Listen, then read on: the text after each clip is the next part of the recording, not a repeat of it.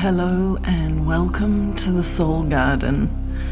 My name is Georgina Langdale and I'm delighted to have you here with me today. The Soul Garden is where we get to explore the inner and outer workings of living in a connected world.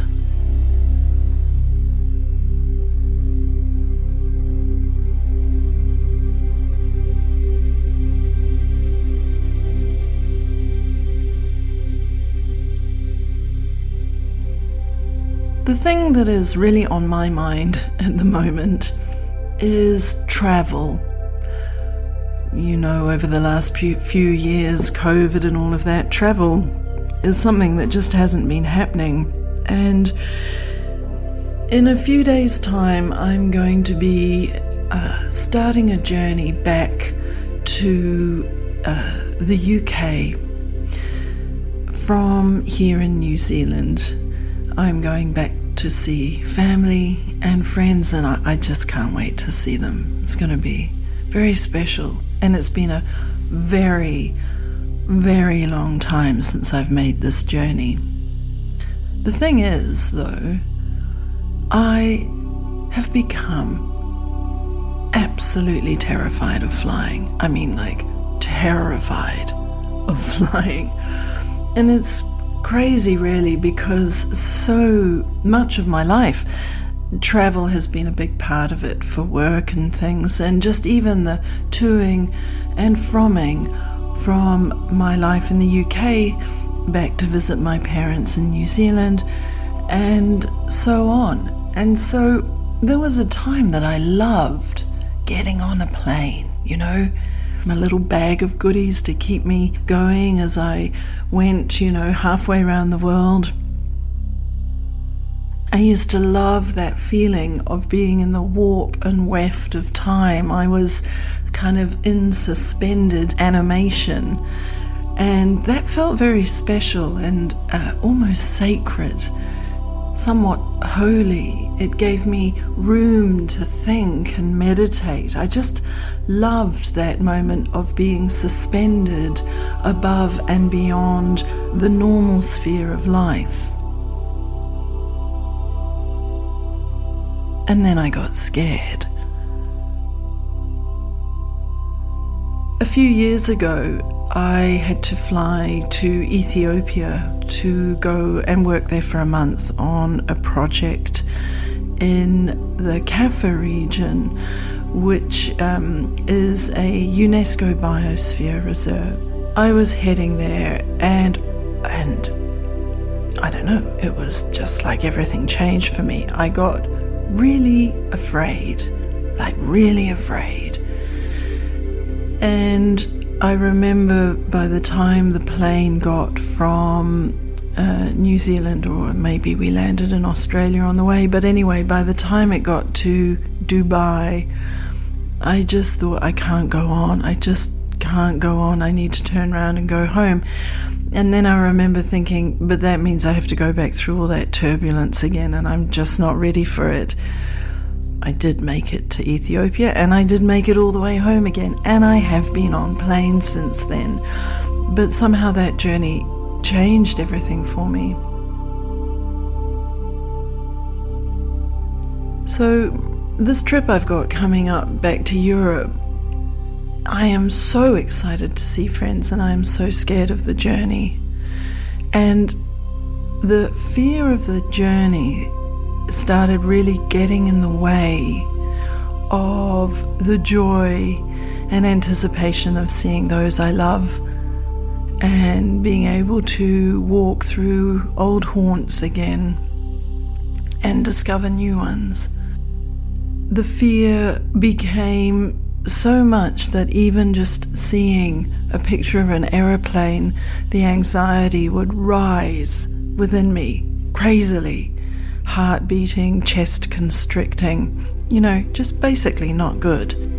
And I reached a point when I thought, I really need to do something about this. But I had to figure out what it was I needed to do. And I'm talking about this in this episode because I'm hoping that the process I went through to defuse the fear bomb might help others as well who may share a similar fear of flying. Now, I use ceremony a lot in my work, in the coaching work I do with clients, in my approach to making the products I create in the Arceus Apothecary. Ceremony has a wonderful way of helping us call things in, let things go, ring fence moments in time to make them sacred. So I started to reframe the whole process of journey, visitation, and journey homeward. And I started to look at it in terms of ceremony. Now, my journey starts in Hawke's Bay in New Zealand. I get on a plane, I fly to another city in New Zealand, I stay in a hotel at the airport for a night, I get on another plane, I fly to Singapore, I get off that plane, I get on another plane, I fly from Singapore to London. And then a month later, I get on a plane, I fly to Singapore, I get off that plane, I get on a plane, I fly to New Zealand, I get off that plane, I stay in a hotel in an airport, and the next morning I get on another plane, and finally I am home. I drew this journey on a piece of paper. I drew a kind of tunnel inwards, and then a round circle, and then a line, a kind of tunnel outwards, like a buckle on a belt. And when I did that, I could see that the first phase of the journey, me flying to another city to be in an airport, was the beginning of creating ceremony. And then the journey from New Zealand to the UK, and from the UK to New Zealand, this becomes liminal space. It's like the shaman having the vision quest before going into ceremony. It is like the father of the bride walking her up the aisle, and in that experience of walking up the aisle, she's being walked out of one reality into another. So I started to see the journey, rather than a thing of fear, I started to see it as a liminal space and beginning of sacred journey into sacred space.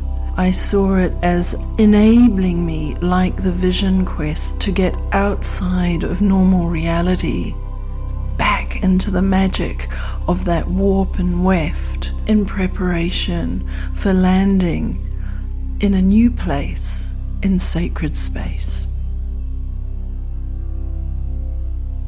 Then I saw the trip itself, once landed in the UK and my perambulations in Germany and things.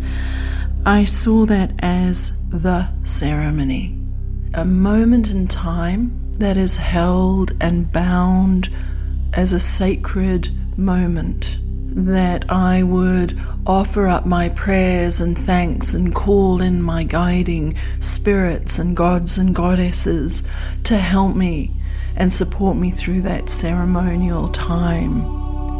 And for me, that ceremonial time is about going back to the points of my belonging, seeing people I love, drawing from the wellspring of my heritage and lineage and history, spending time in retreat in abbeys, in memoriam of extraordinary abbesses, seeing people that I love that I don't know whether I will ever see them again. Who knows? None of us can predict that.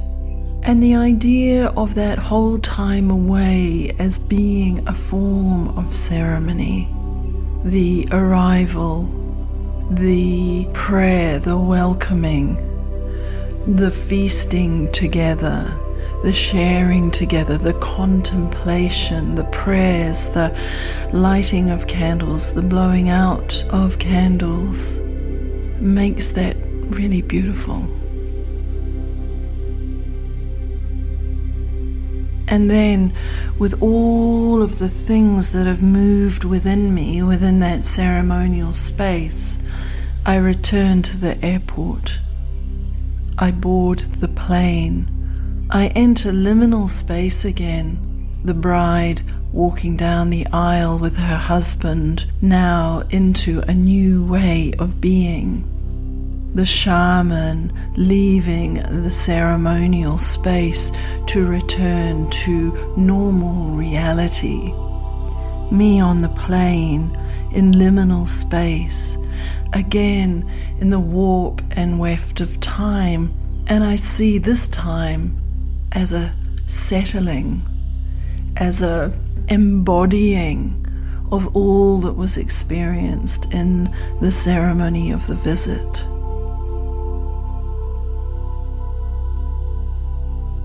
And then I land in a city in New Zealand and I stay in an airport hotel again. One last moment of seclusion before the final plane journey home. And when I step off that plane and onto the tarmac, I am stepping into my reality again.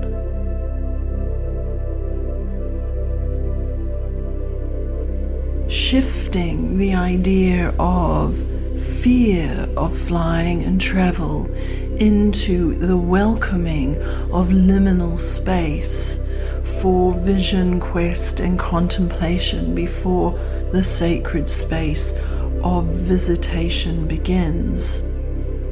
That changed everything. The fear has subsided. I feel like the monk making his or her footsteps towards a holy moment. I feel the power of that rather than the powerlessness of that.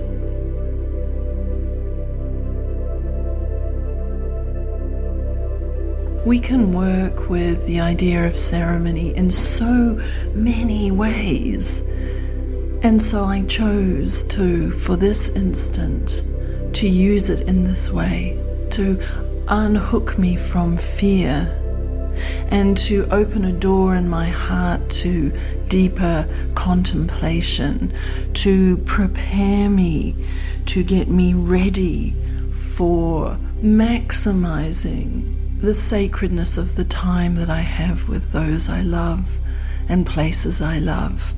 The returning to those points of belonging, as I mentioned before. I don't feel the fear anymore. I don't feel the need to try and hide the journey anymore. I can look at it straight on, full frontal. I'm so glad for that. I feel now equipped to get on that plane and use that experience for preparation, for joyful preparation for what is to come. I have used ceremony to unhook me from the fear of flying. Ceremony is also a topic that I look at in a course that I'm just putting the finishing touches to as I record this, and it's called Soul Medicine for the Midlife Woman. And over 9 weeks we explore the things that make our soul sing, the keys to the doors that can unlock a deeper way of being as we as women journey through the liminal space of perimenopause into the sacred space that lies beyond menopause. And during the course of those 9 weeks, ceremony is one of the things that I focus on. Ceremony does not need to have a big capital C with frills and bows. It can be beautifully simple or richly ornate. Ceremony can be what you want it to be. I want it, in this instance, to help me quell my fear of flying, but also we can use ceremony to welcome in, to navigate, to traverse the phases and transitions in life. We can use ceremony for endings and beginnings. It's a powerful, beautiful way of working with our world. Soul medicine for the midlife woman is something I'm really proud of, and I will have it finished and ready before I get on that plane. And you'll be able to find it at my websites, arceus.nz and georginalangdale.com. And if you're curious about figuring out the ways that you navigate your midlife journey, then I welcome you and invite you to take a look and maybe come join me. Sometimes we all find ourselves having to get on our own versions of the plane, the things that we're frightened of. And we know we have to push through those things, but we might find ourselves struggling for the tools to help us get through that. Maybe adding ceremony to our toolkit is a powerful way for us each to make even the fearful sacred. So I hope that you will join me in Soul Medicine for the Midlife Woman, and I hope that you'll be back here again for another episode of the Soul Garden. This is it from me for now. I think I have a suitcase to pack, and I look forward to talking to you and connecting with you again very soon. I'm Georgina Langdale. You've been listening to another episode of the Soul Garden.